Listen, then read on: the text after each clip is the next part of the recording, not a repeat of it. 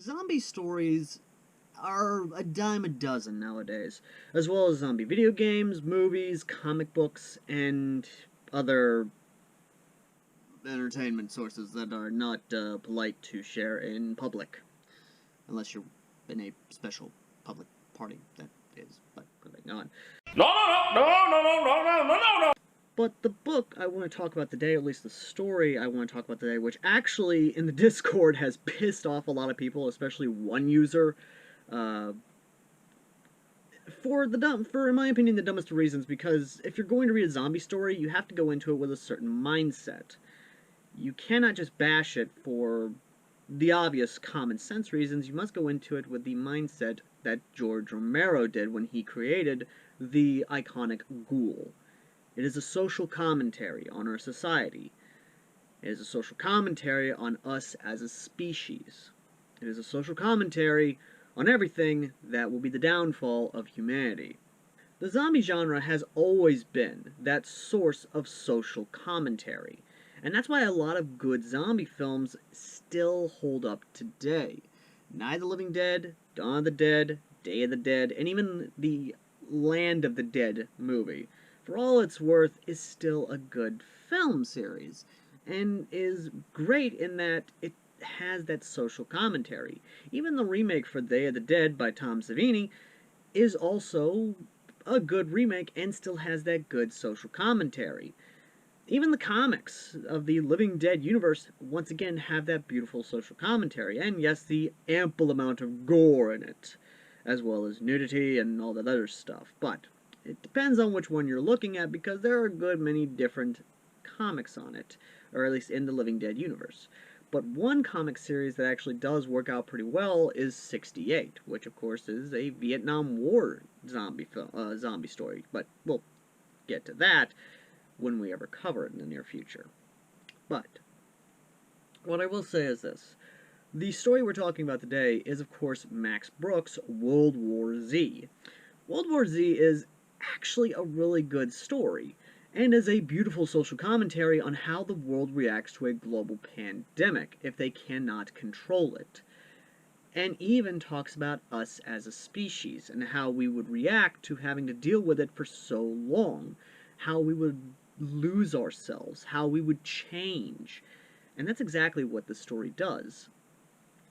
Now, before I continue, understand now I am not looking at this from my usual point of view of common sense. I'm looking at this as a social commentary, and what it gets accurate and how it handles certain aspects, including the iconic chapter for the Battle of Yonkers.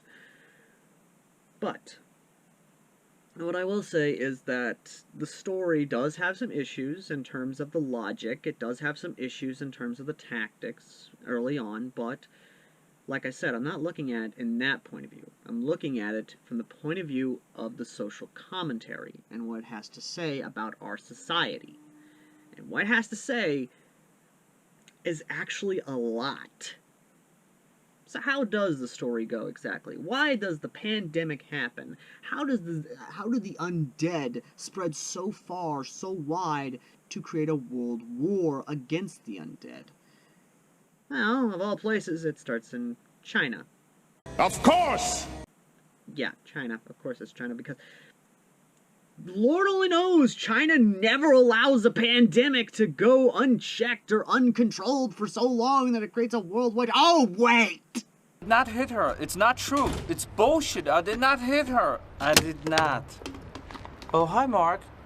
Yes, that's right, ladies and gentlemen. World War Z starts out like we did with our own world. Holy shit, did it fucking predict our current pandemic?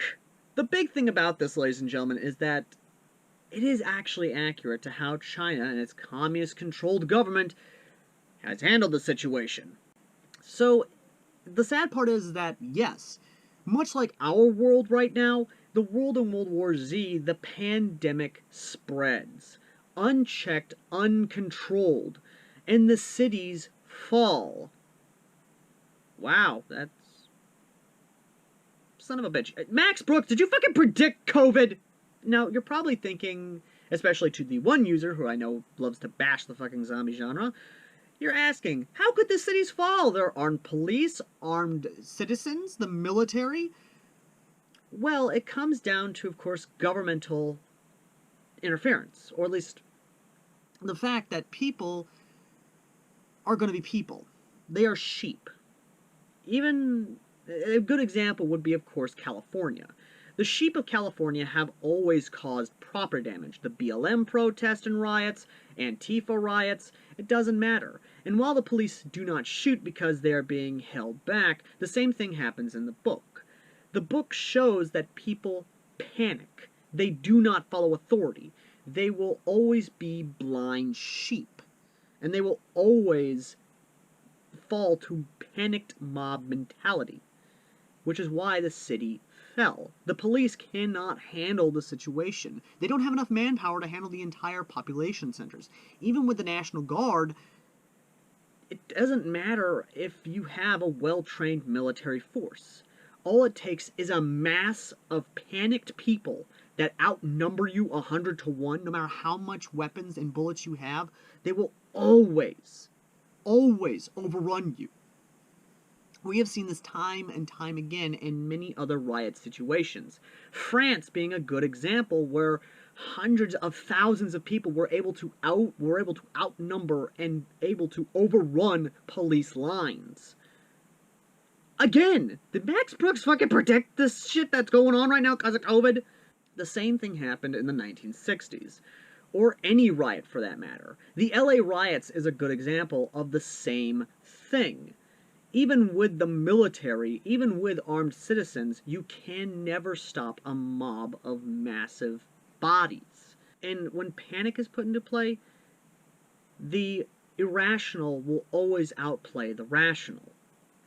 And because of this irrational fear, this sort of primal fear to get away from the unknown, from that which is trying to hurt you, will always override your logical sense.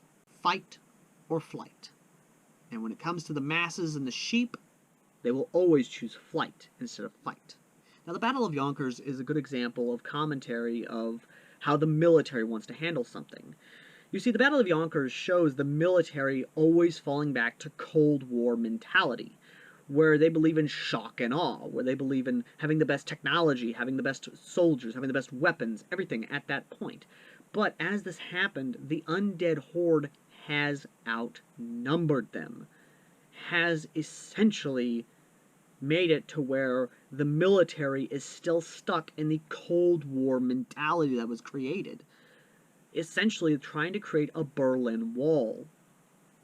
But that didn't work. The Battle of Yonkers is a strategic failure and a blunder, and the sad part is that they broadcasted the battle to the entire nation. Nay, even the entire world saw this.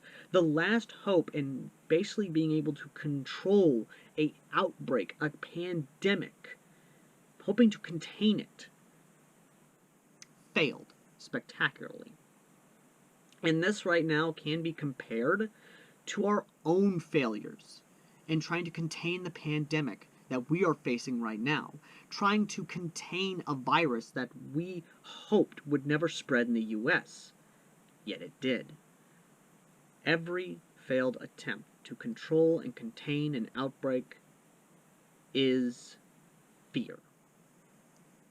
And my God, this book made me realize that our world, minus the zombies, is pretty damn close to World War Z in a way. Now, there was another issue brought up, of course, in the story, or at least from the Discord community when I said I'd be doing the review of this, and that was, of course, Max Brooks' fervent hatred for the AR-15. Now, don't get me wrong, I do love the AR-15. I do love the AR platform.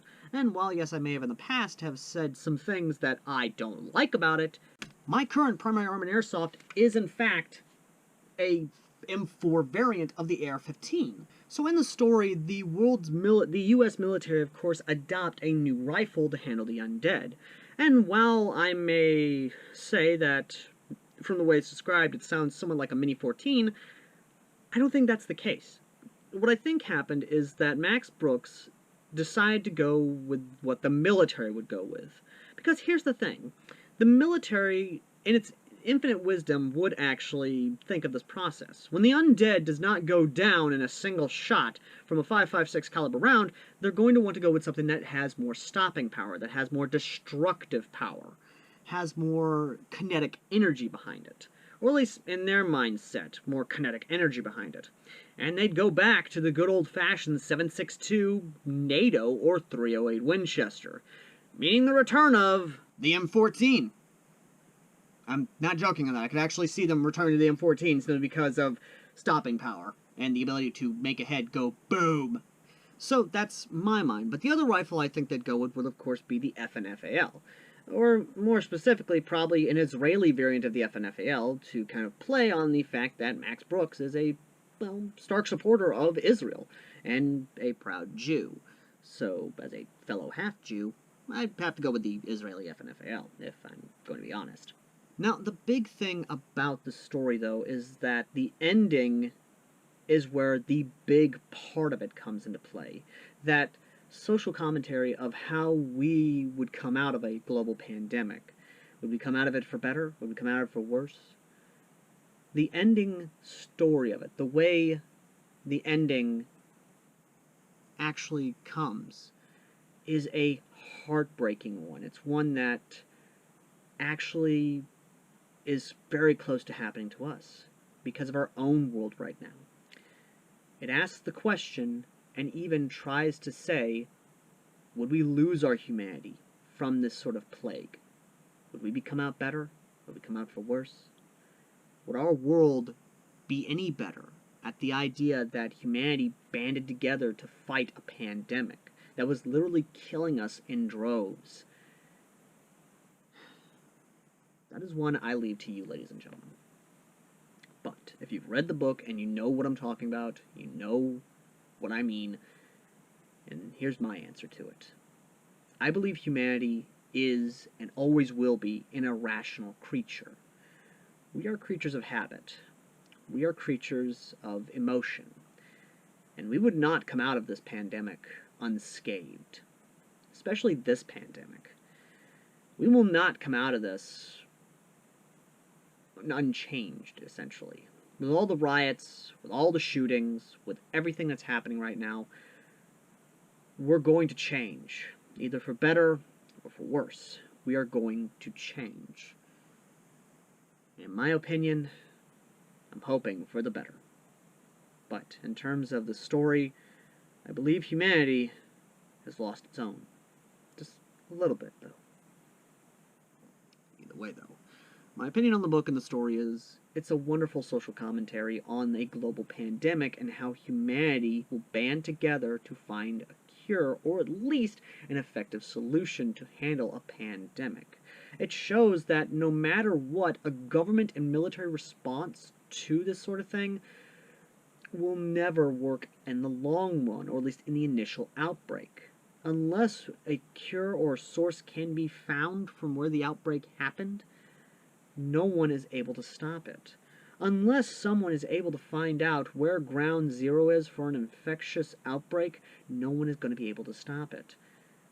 And most of all, humanity will always change. And humanity will always fall back to its lesser instincts of fight or flight.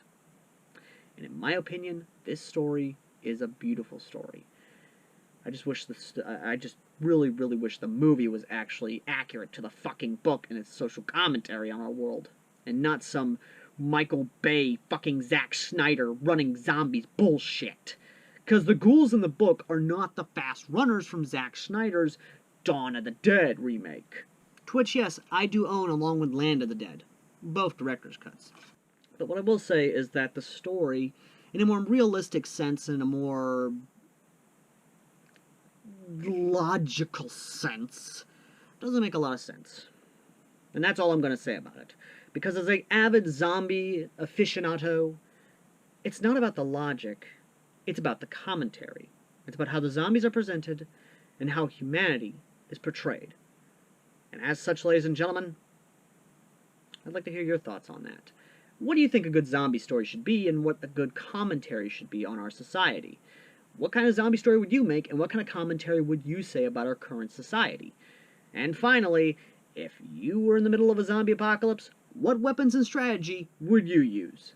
Me personally, high-powered rifle, good vantage point, strong walls, great defenses, and pit traps.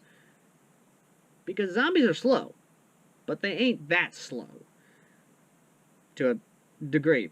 What I'm trying to say is zombies do adapt, like in George Romero's universe, so one of those things. Anyway, thank you all for watching. As always, I've been Airsoft Al, and let me know what you think of World War Z down below. Not the movie, maybe the game, but the book. And if you can, try and find the Mark Hamill audiobook, because that's what I did. I listened to the Mark Hamill audiobook, and Mark Hamill reading a book, especially World War Z, my god, is it glorious. I hope to find one where he reads Starship Troopers. That'd be amazing.